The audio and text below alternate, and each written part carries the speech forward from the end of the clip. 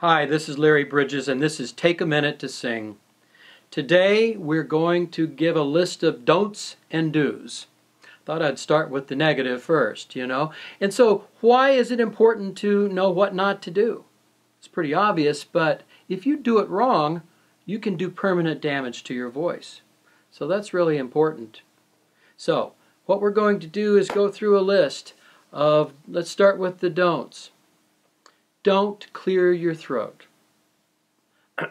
I'll do it lightly, but don't clear your throat, and that's a really common problem.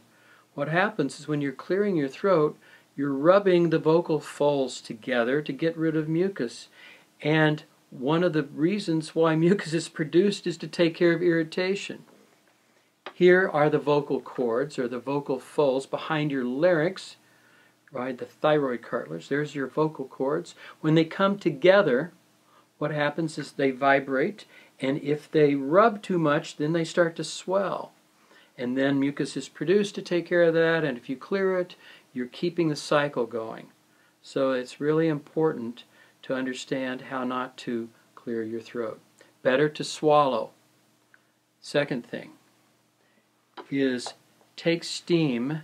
Steam is really good, and you can check with a laryngologist on this, but the ones I've talked to are talking about how steam can put moisture onto the vocal folds and to help lubricate them and hydrate.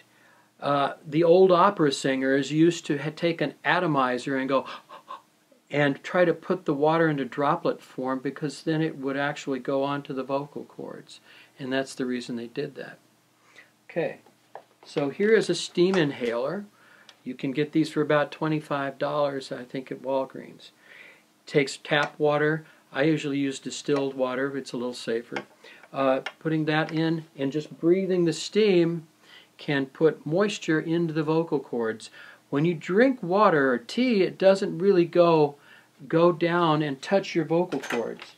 What happens is that this comes down, food and liquids go down the esophagus, they don't go down the trachea, and the trachea goes into the lungs.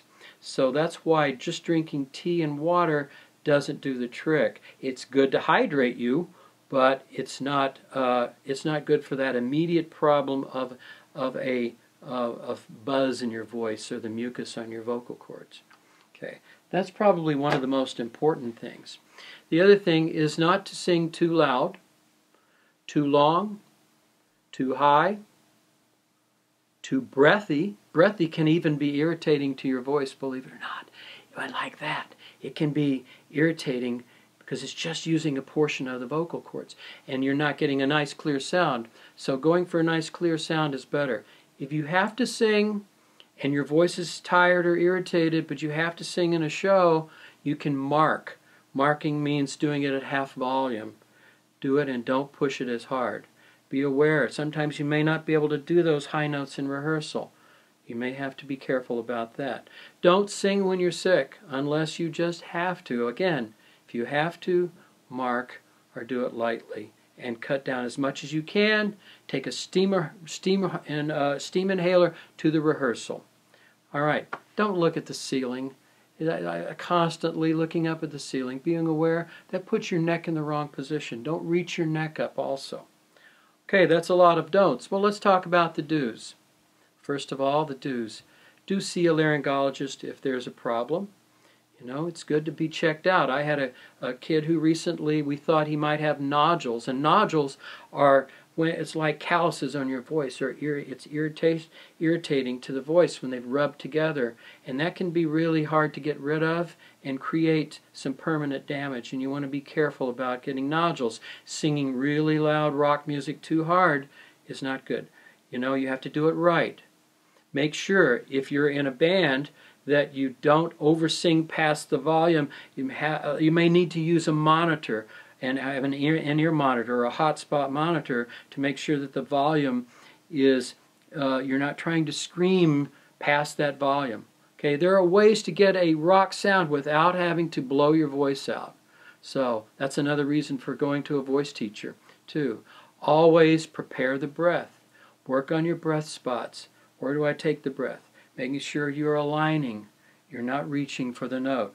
Using the mouth keeping the jaw loose, all of those good things that a voice teacher will tell you. And finally, study with a voice teacher. I think you'll really be glad. This is Larry Bridges saying, take a minute to sing every day.